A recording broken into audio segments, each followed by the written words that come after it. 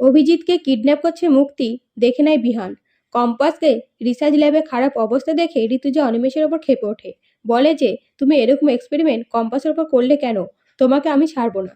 তখন অনিমেষ বলে, আমি তো এরকম ধরনের কাজকর্ম করেই থাকি। আর কম্পাস নিজের ইচ্ছে এক্সপেরিমেন্ট করতে রাজি হয়েছে।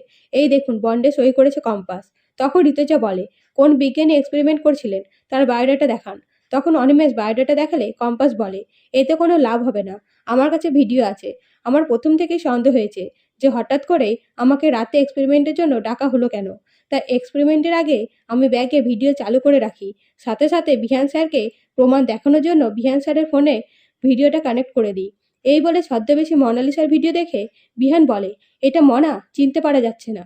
তখন কম্পাস বলে, ভালো করে দেখুন, আপনার কাছের মানুষ, ঠিক চিনতে পারবেন। তখন কম্পাস বলে, তবে এই কাজ মনালিসা একা করেনি, সাথে মুক্তি মাসিও ছিল মা। আমি একটু যেন প্রমাণ করতে পারলাম না। বিহান স্যারের পায়ের শব্দ শুনে পালিয়ে গেল। তখন বিহান কম্পাসকে সাহায্য করতে চাইলে কম্পাস বলে, আমি কিছু প্রমাণ করতে পারিনি, তাই কোনো সাহায্য লাগবে না। আমাকে নিজেকে সামলাতে হবে। এই বলে ল্যাব থেকে চলে যেতে গেলে কম্পাস মাথা ঘুরে পড়ে যায়।